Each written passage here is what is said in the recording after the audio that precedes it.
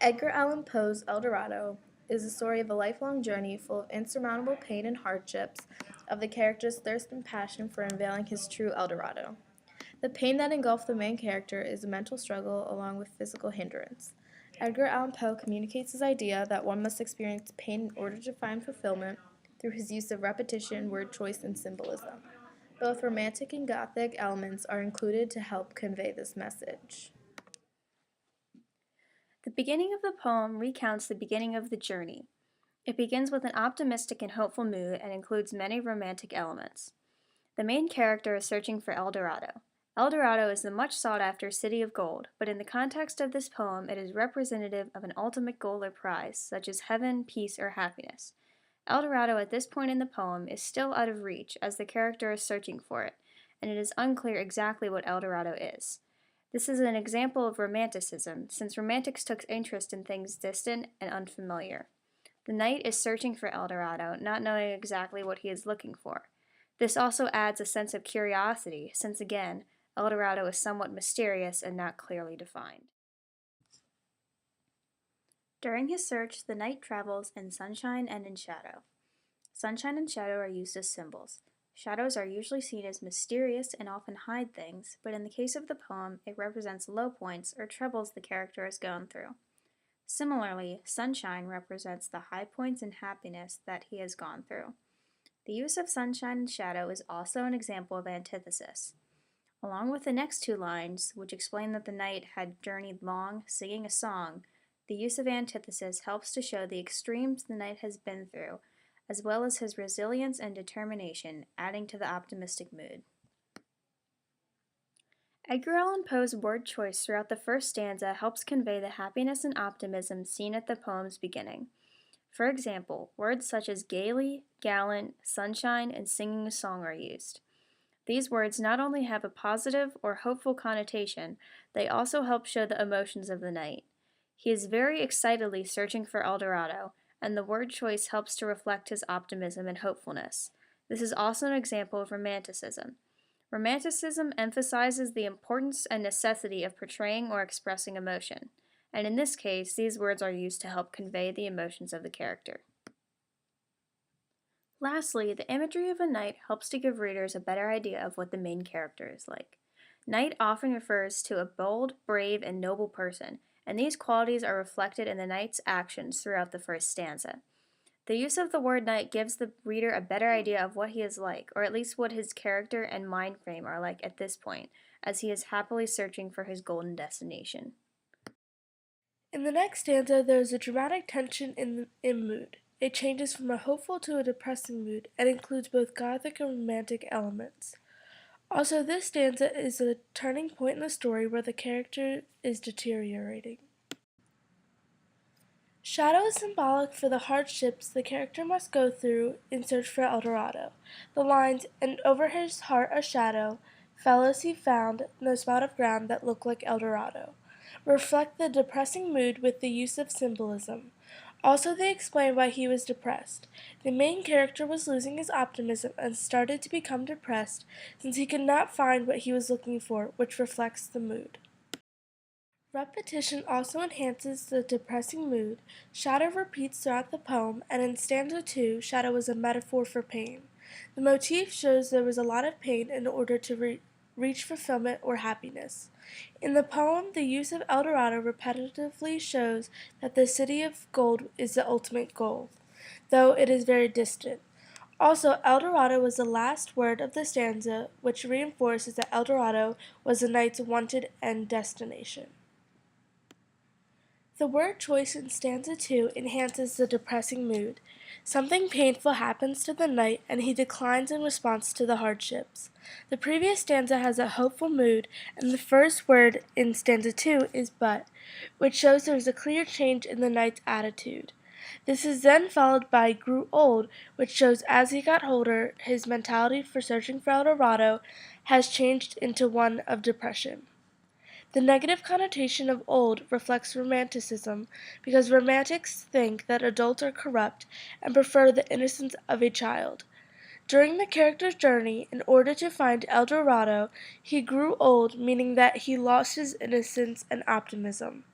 In contrast, in the second line, the main character is referred to as "this knight so bold," which has a positive connotation. This is an example of antithesis because it shows the change from an optimistic and curious mindset to becoming more depressed and pessimistic.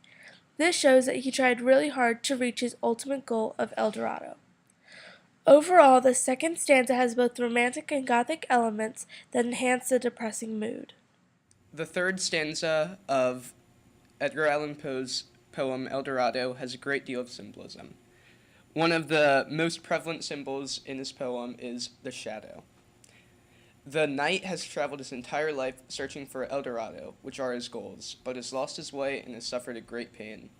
He feels powerless, shown by the first two lines of the stanza, and as his strength failed him at length, and he is about to give up.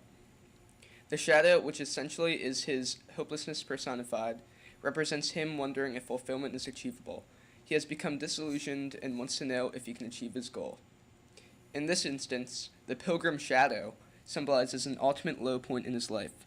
He has searched his entire life for fulfillment, as shown by line 1 of stanza 2, but is starting to become disillusioned and doubtful that he'll ever find Eldorado. The shadow is also a reflection of himself. The narrator is a traveler searching for something new, essentially a pilgrim, so the shadow is a vision that the main character sees inside of his mind to embody his own thoughts. The subconscious nature of the shadow is proved in the third and fourth lines from the previous stanza, where Poe writes, "And o'er his heart a shadow fell." That implies that a shadow is internal and inside of him. The dialogue between the shadow and the main character also promotes the internal conflict on whether he should continue his journey. The last three lines of the stanza are, "Shadow," said he, "where can it be, this land of Eldorado?" While the shadow isn't a tangible thing, it represents his depression. The direct dialogue between the shadow and Tim show that he's finally addressing head-on the question of whether his goals in life are achievable. In the first lines of the stanza, his strength failed him at length, show that the knight has lost his strength and youth. And the first lines of the second stanza state that the knight has grown old. Since the main character has searched for Eldorado his entire life without any luck, he has decided that he will confront his depression directly. This head-on questioning of his own thoughts and the internal conflict of the knight is displayed by the literal dialogue between him and the shadow. Edgar Allan Poe also communicates his idea that one must experience pain in order to find fulfillment through his use of word choice. For imagery, compared to the other three stanzas, this one does not have much of it. However, it is still present. The main occurrence of imagery is the line, "And as his strength failed him at length, he met a pilgrim shadow." This causes the reader to envision the main character almost giving up, feeling weak and powerless because his goals seem impossible, but then looking up and seeing a ghost. This ghost is only a vision. It is actually his mind embodying his own realization on how to find the path to fulfillment. Mood is also used as part of word choice. The shadow is very mysterious. The reader doesn't exactly know what it is. Mystery is one of the core elements of Gothic poetry, so this stanza has a Gothic theme. Also, the main character is going through a great deal of pain and hopelessness, very depressing feelings, so this reinforces the Gothic mood of the stanza. The third stanza of Eldorado uses a wide variety of literary elements such as symbolism and word choice to emphasize the central assertion of the poem, which is that the only way to truly find happiness is to experience pain along the way. Eldorado is repeated throughout the entire poem. The significance of the repetition is to continuously highlight that Eldorado is a place of happiness and fulfillment, which will eventually be achieved if it is continued to be pursued. In stanza 4, Eldorado is perceived as a romantic movement because it is used to renew hope within the main character, and it allows the main character to feel optimistic despite Eldorado being distant and mysterious. Because of the romantic nature and the renewed faith and hope in finding Eldorado, the speaker's tone is optimistic and eager. He is excited to discover Eldorado, and this stanza exhibits that he will ride boldly so he can find his fulfillment. Poe's word choice of the adjective boldly shows the character's eagerness to find this Eldorado. Eldorado is also the final word of the poem, therefore emphasizing the fact that Eldorado is the character's last goal in life, because throughout this whole journey he has been searching for his finite. Shadow is also apparent in this stanza, carrying the same Gothic feeling and meaning. Poe describes the path that must be taken as the Valley of the Shadow. Shadow here is once again representing pain, except in this instance, the Gothic feeling is intensified because by saying Valley of the Shadow, Poe is describing the lowest, since valleys are low, feeling, or the worst pain of all. The character's mood here is more understanding because he has realized that he needs to pay a price in order to reach Eldorado, and that he must experience the worst pain in order to achieve the greatest pleasure. Edgar Allan Poe uses specific words in order to enhance the imagery apparent in the last stanza. In the first line of stanza 4, Poe says over the mountains. His word choice of mountains not only depicts a clear image of mountains, but also specific details, like the fact that they are tall and high. Poe is signaling happy times through his use of the word mountains, because mountains have a connotation associated with high points, and he's trying to show that Eldorado will help this main character achieve these high points in his life. He later says of the moon. By utilizing the word moon, Poe is creating the image of something that is out of reach, like dreams, thereby displaying a romantic element, because distance and imagination are two aspects of romanticism. He also uses the word of in order to clearly enhance the image that the mountains are located on the moon, because he says over the mountains of the moon.